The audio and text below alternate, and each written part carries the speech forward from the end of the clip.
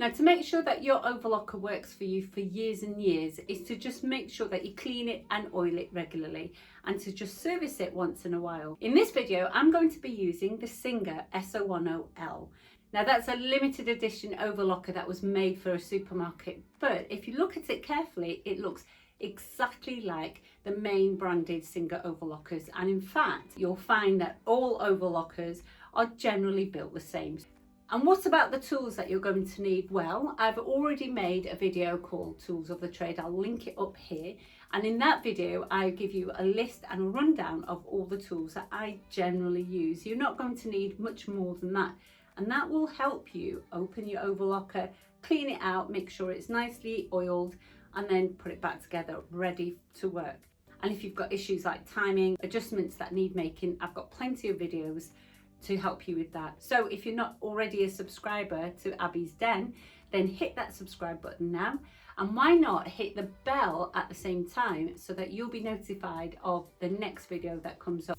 So let's get to it and service this machine.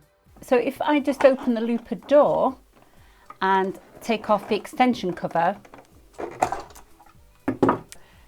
I'm exposed to all of the threads and the dust that has built up. So if I bring my lamp in a little bit closer, now you can see a lot better and exactly what's going on in there. So ideally, you want to be cutting the threads away. So we need to make sure we clean all of that. Let's remove the knife out of the way. When I do that, I'm going to get a soft cloth. So I'm going to remove the needles. There we go. I'm going to remove the foot.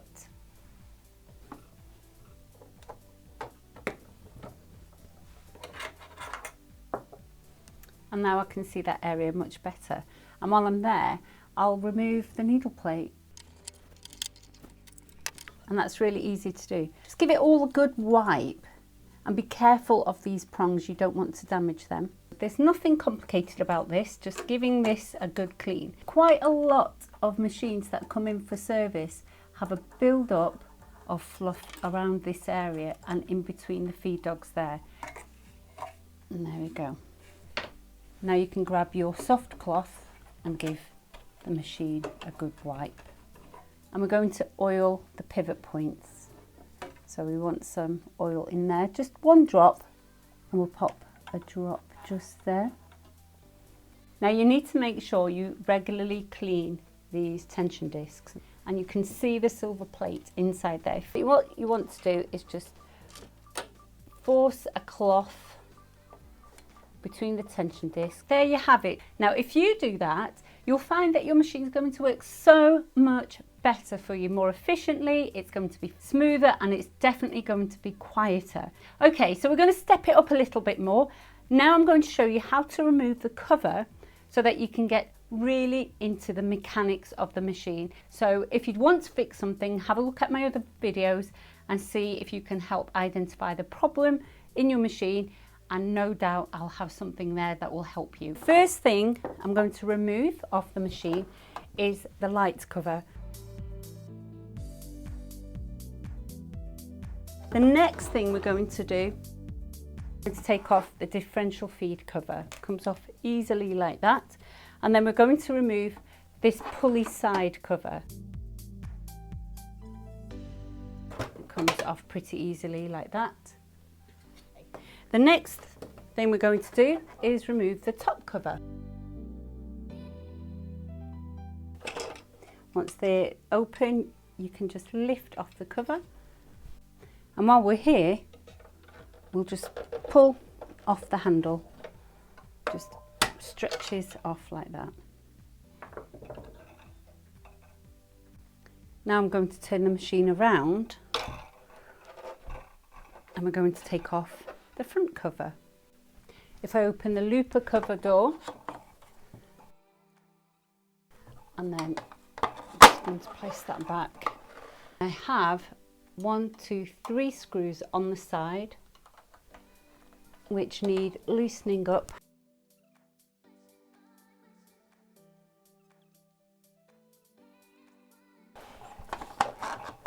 That should come off pretty easily. There we go. I'm going to just close the looper door and I'm going to turn the machine to the side. I'm going to take this cloth plate off and it's just this screw here. A screw just there.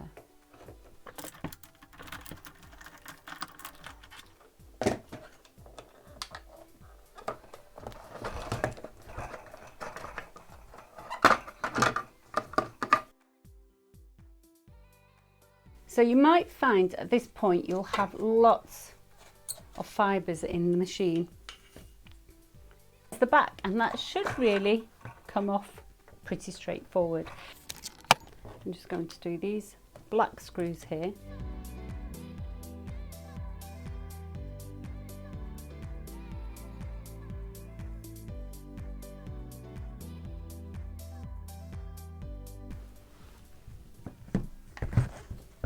So that's it, that's really the machine all taken apart. It's wobbling at the moment, so what I'm going to do is just perch a piece of fabric underneath so it's not moving around so much.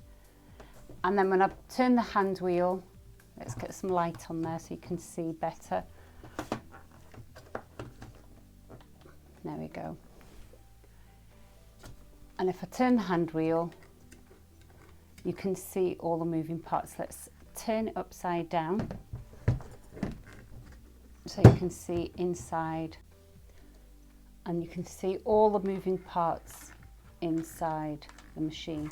So good lighting is really important because you might miss things. So grab your oil, and I like to just place a drop in all the individual points there.